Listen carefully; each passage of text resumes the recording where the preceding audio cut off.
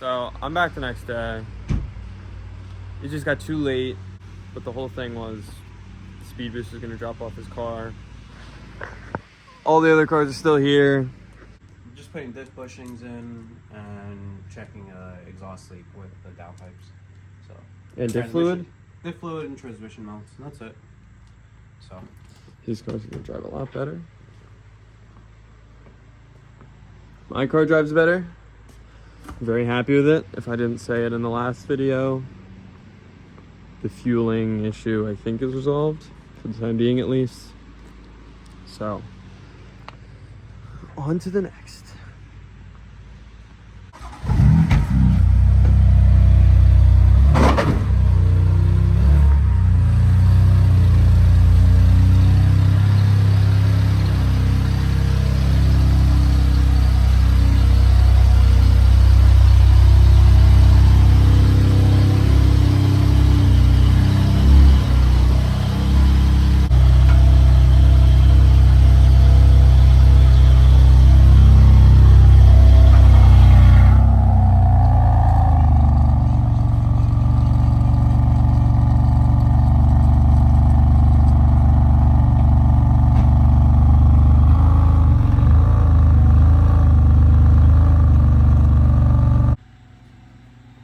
Alright, so we're getting the car up.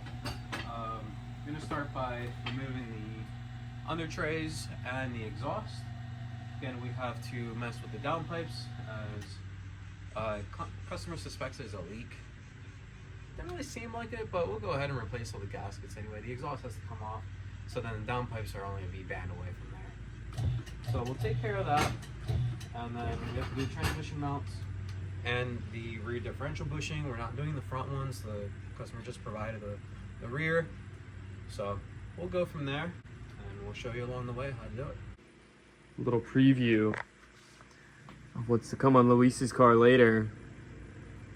Clearances are good. The wheels are good. Alright, so the under trays are being taken off. It does indeed look like the downpipes are leaking.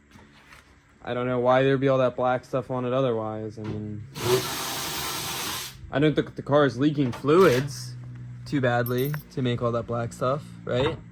No, yeah, it's probably from, I don't know, I have to look exactly where that sits. I think that sits right next to the downpipe connection to the exhaust. That area. That's why I assume the downpipes are leaking. But we'll see. Okay, so the exhaust is off the car. We got our skid plates off. Next thing is to go ahead and disconnect the drive shaft to the Guivo connection, and to remove the rest of the heat shielding underneath the vehicle.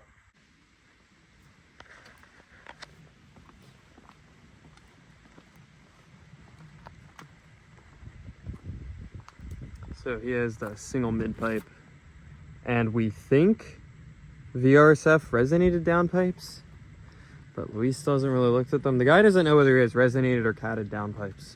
Hopefully not both. Resonated. They look like the VRSF resonated pipes. Alright, so down here, once you remove the aluminum heat shield that covers the diff here, the front section, here's the dual clutch or your 6-speed, if you have one of those. So we're going to be removing these 3 bolts. They're 18 millimeter bolt, 18 millimeter nut. We're going to remove them and we're going to mark them. I'm going to reuse the same bolts in the same location. You could go ahead and replace them with new ones. I'm just going to mark them and make sure that the same hardware goes in the same spot, and make sure you mark the flange to the Guivo, so you make sure that this gets reinstalled in the exact same position as it currently sits. Once the bolts are out, all you have to do is wiggle this back, as it has a little like spline section on the insides of the trans. Okay, so again, 18 millimeter bolt head, and on the back side you can go in front of the mount, and there's this little access hole, and you can get your wrench right there. Also, you're going to want to be able to move this. Right now, obviously the car is off and we need to move it. If you go right over here to the trans and you flick this up, it'll lock into place. That's neutral. Now you should be able to move this. All right, once you have your hardware off, go ahead and just get a flat head here and push it back, and then that will free it up. like that. Then you can go ahead and just get a zip tie and make sure you zip tie it so it doesn't fall. We will need this to droop down a little bit when we lower the rear, but I'd probably say something like 3-4 inches on a zip tie is good enough.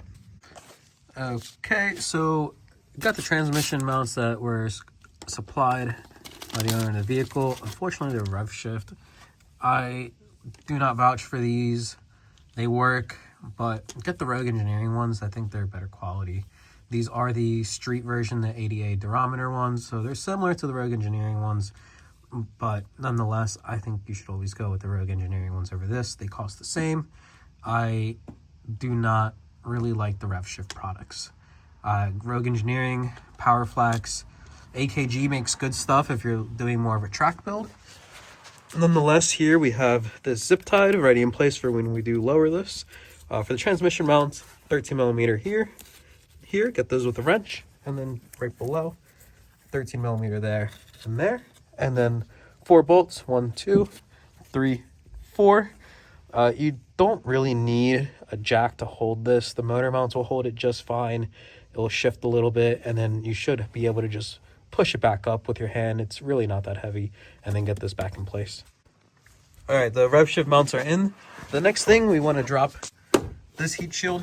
You're going to want to remove the hardware here if you didn't already for the exhaust brace. This one didn't have one installed on it. And we're also going to want to remove these braces. So there's a 16mm nut here, and then up in here there's those two 16mm nuts. And then I can't really show you, but where that goes right there is a T60. For my case, because we're using the quick jacks and a lift or jack stands, that's inaccessible. There's also a cover here.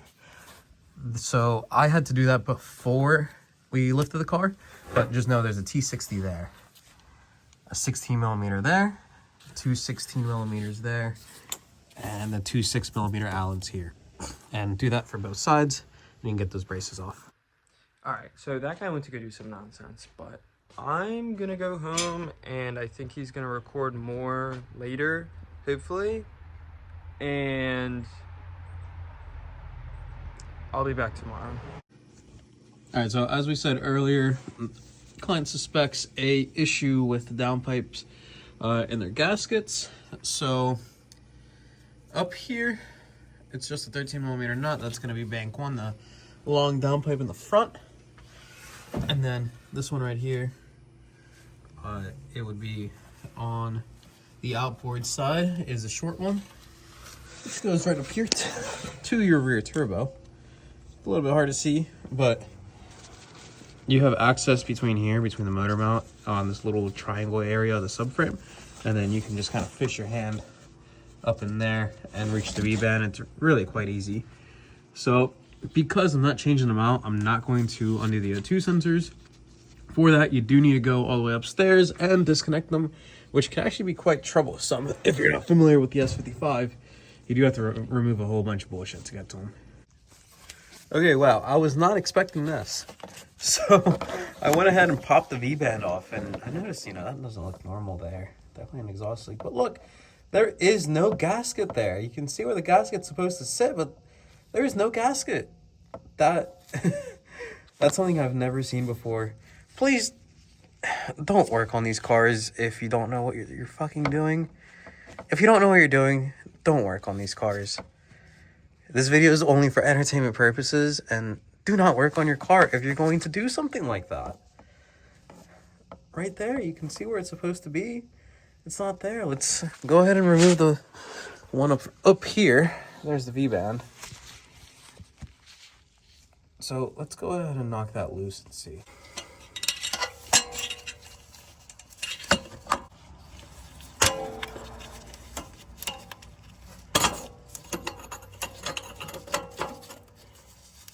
Alright, let's see, guys. Is there a gasket on the front one? I swear, if there isn't, I am going to be pissed. Okay, so this one has a gasket, you can see that. We're gonna go ahead and take care of that, but I'm surprised the rear one did not. Like, how do you reinstall it without putting the gasket in. I don't even know. They usually never even fall out. It's like this, they're in place. So we're gonna go ahead and replace them. We'll pop 2 brand new ones, one in the front, one in the back, and then we're gonna seal this back up. Okay, there we go.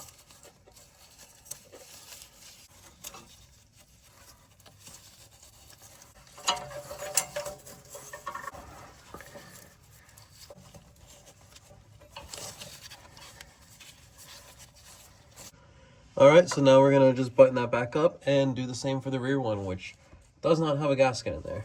I went ahead and put a gasket on there, so we're going to put a new V-band on this and tighten it back up.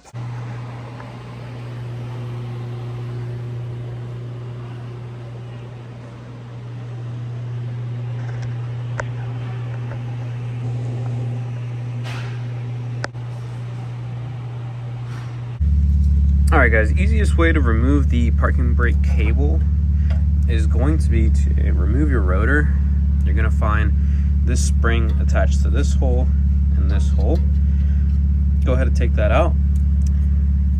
And now this guy's going to be in here, and it's going to be like this in this direction, with this opening facing down, and it hooks onto the parking brake shoes here and here. So go ahead and deattach it from one side, and then you'll be able to spring it open like so, and you'll be able to release this out of there easily, and then you just pull it back after you undo the retaining hook on the back. All right guys, subframe prep. What we need to do, right, lower our drive shaft. It's hanging on there with a zip tie.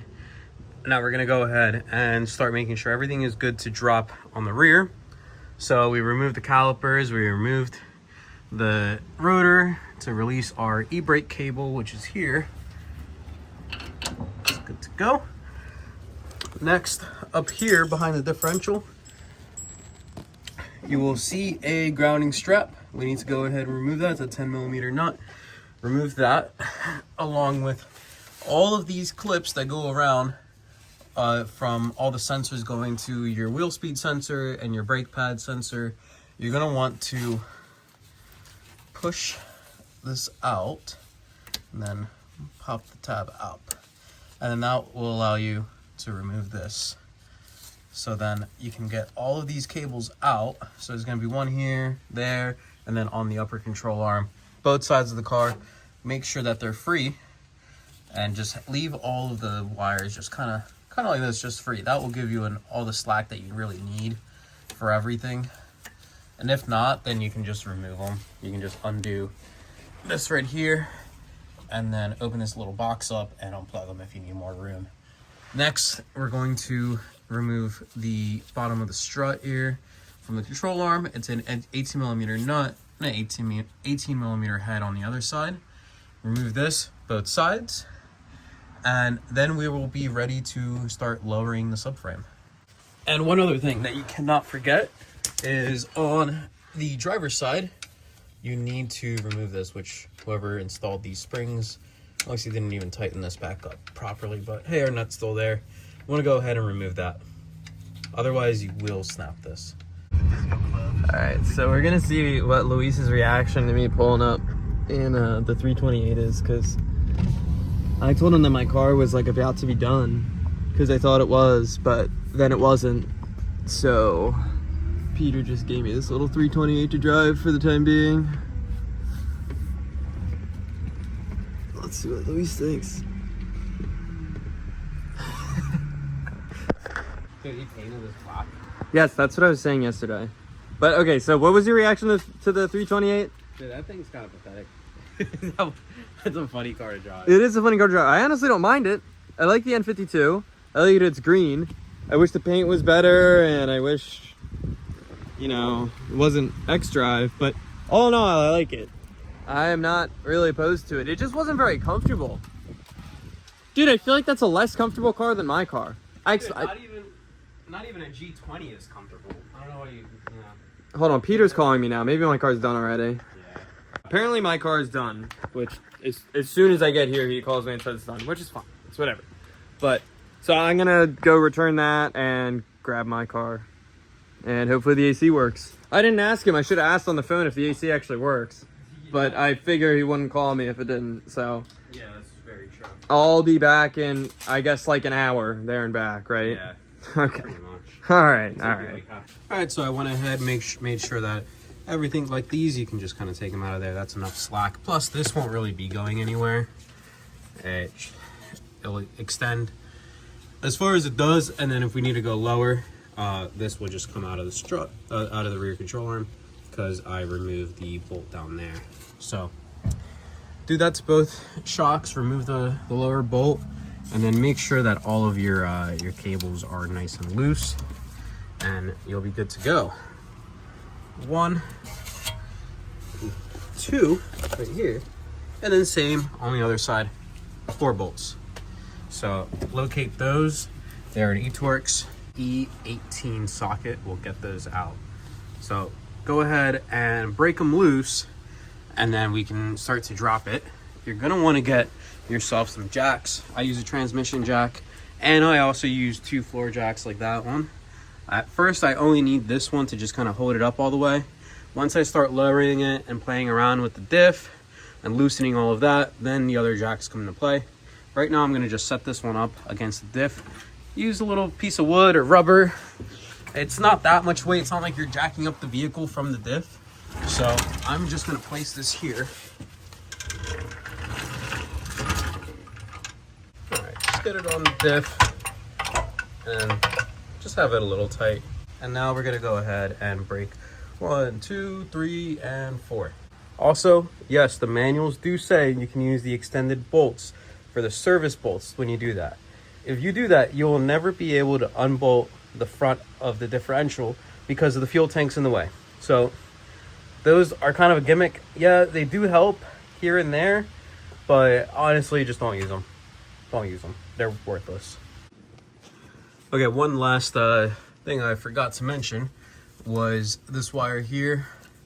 This little wiring loom. It is attached to the subframe with plastic clips. It's got 2 of them. That connects to the differential right here for the GHAS. Controls this, that where the wiring is coming from. Controls a little servo on the diff. You can also go ahead and unplug it if this doesn't give you enough slack by just loosening it. So keep an eye on it. I went ahead and removed all 4 bolts. So 1, 2, 3, and 4, 1 in each corner. Now I'm going to gently start lowering everything while I keep an eye going all around, making sure that the struts, all the wiring for the struts is okay. All the wiring here and at the front, nothing's gonna hit anything or damage anything. Just keep your eye all around and go slow. Okay, now the subframe is lowered a little bit. If you were going to change your rear sway bar, this is the time to do it. It's only 6 bolts to go ahead and change it. So do that if you wish.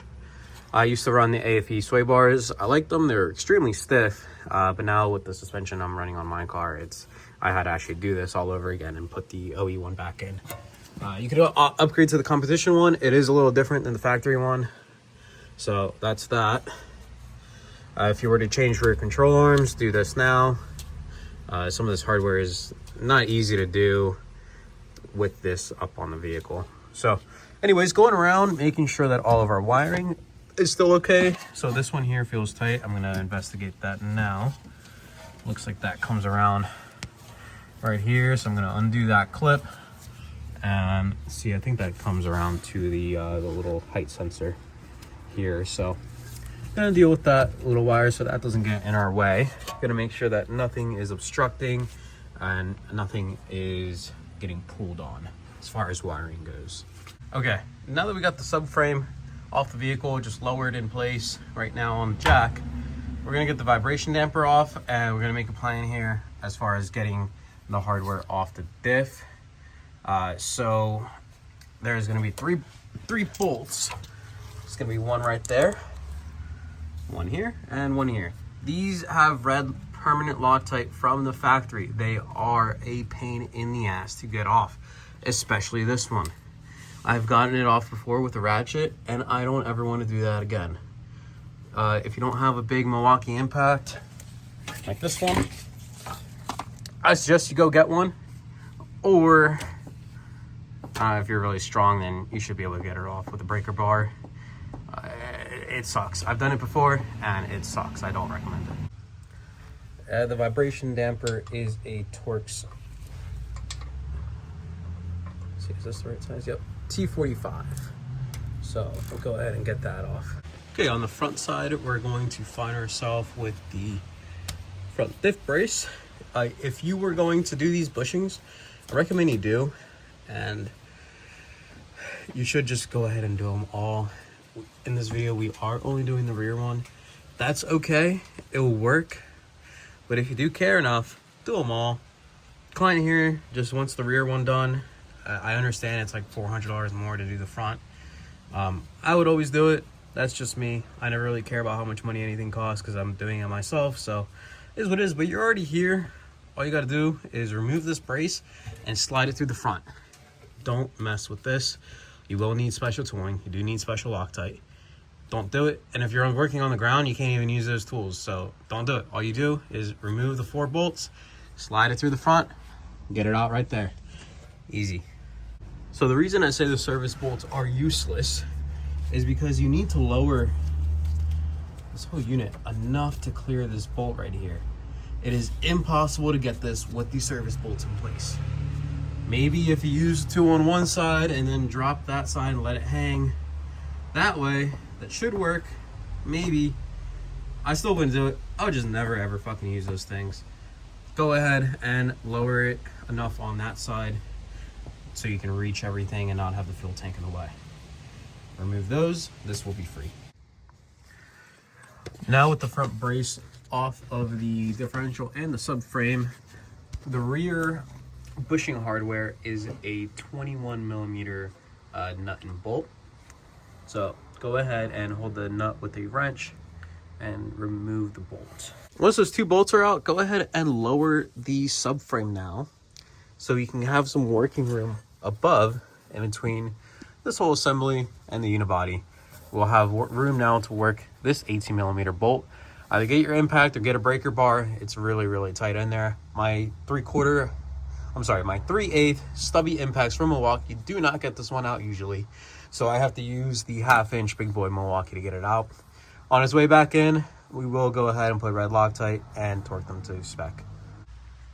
Now that we went ahead and removed the brace, this would be the time to go ahead and put in your aftermarket one, either the Turner one or the PowerFlex. I strongly advise you do not use the ECS or Turner kit because those bushings do have NVH. So unless you want that or you need something that stiff, then do that. But when you are in the market for a stiffer setup, there are other solutions that I would probably choose over, especially the ones with the diff lifts. So if you want a stiffer setup, there are other things on the market, but for a street setup, I believe there's really only one good one out there, and that is the PowerFlex one. You could use the Reassembly one. Again, I don't like the Reassembly products. Go with the PowerFlex.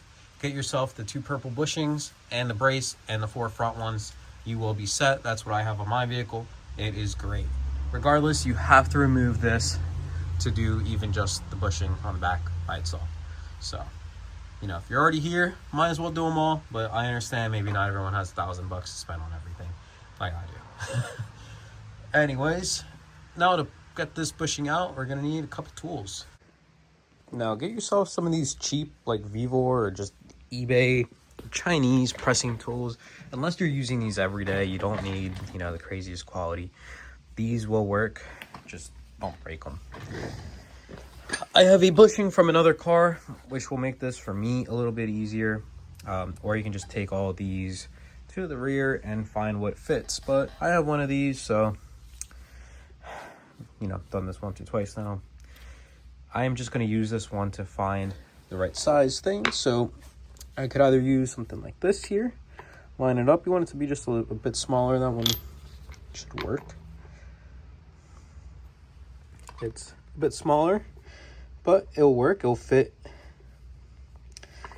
I can use this, or I can use this. This one fits over and is just, you know, a bit smaller, which is what you need since this has to fit inside where this is pressed. and you don't want it to get pressed in there as well. You don't want it to get stuck. Then on the back side, I'm going to put a cup that's bigger, so then the bushing can fall in place in there. Now we're going to go set this up on the car. Okay, we're now all set up with our pressing tools. We're going to try this. You know, you can always just kind of switch back and forth and find what works. Go ahead and start pressing it out. Alright, so I'm back. My AC is finally recharged. What's going on over here? So now we got this whole, the pressing cup set up, and we were just going to crank it down until the bushing's out. So it will take some time, but let's come right out. Why don't you hit it with the fucking electric drive? Because you see how long the shaft is? Oh. You need a socket that long. Dude, that's fucked. Should be close to the end here. It's getting a little tough on me.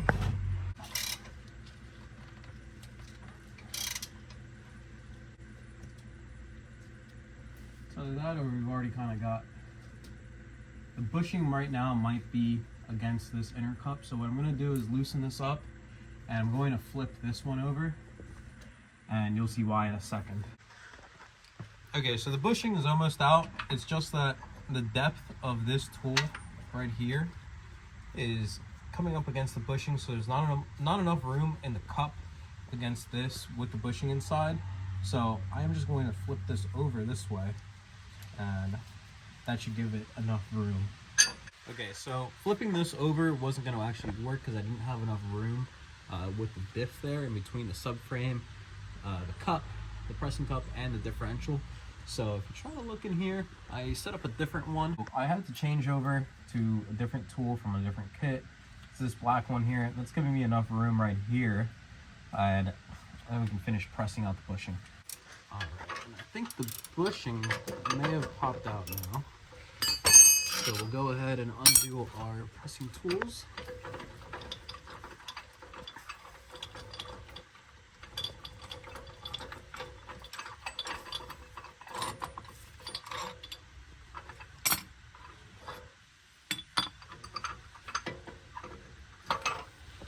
Okay, so there's our bushing. This is cracked? It's not as bad. It is just has stress fractures in it on both ends, but it's not terrible.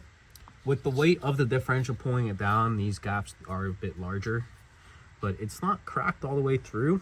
I'll show you an example of the ones that I've removed that are cracked. Pull of one, you know, that should have been replaced, you know, way before it was.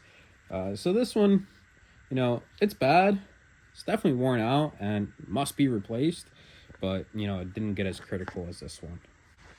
All right, with our PowerFlex bushing, in this one, we're only doing the rear one. Like I said earlier, do the brace, do the 2 rear ones, and do all 4 fronts. You're already there, do it all. But we're only doing the rear one today. So these 2 go together.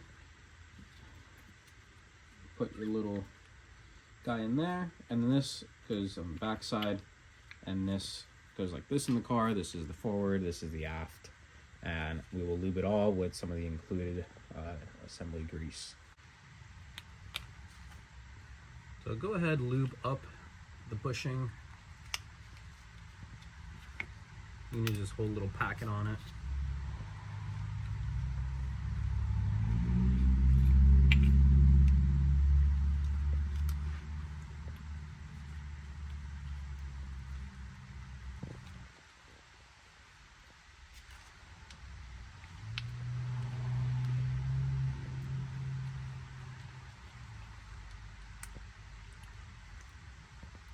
Probably everything will kind of squeak if it's not lubed up, but this lube in between the surfaces of the subframe and the bushing, it will always be there. So as long as you lube it, it's not like you have to come lube it again.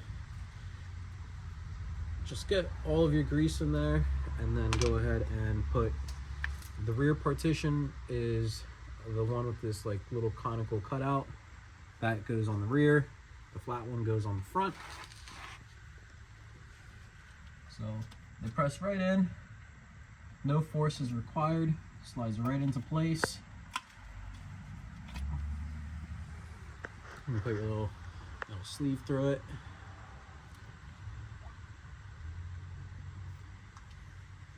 There, and your rear cover. Alright, now we are ready to put everything up. You can go ahead and put this one, put the bolt through. Alright, so now we're going ahead and torque everything. The bracket to the differential, those 3 bolts are about 120 Newton meters. And the rear bolt for the bushing is 210 Newton meters, which is about like 155 foot-pounds or so. So go ahead and hold the back side of the nut. And you should always torque the nut side, but this place it's a little bit harder to access. So we're going to just torque it from the bolt head.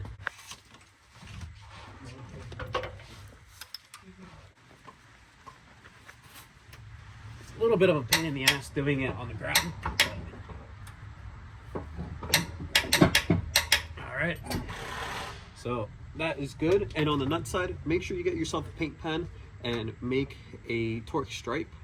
That way you can check on it later and make sure it never comes out or loosens up in any way.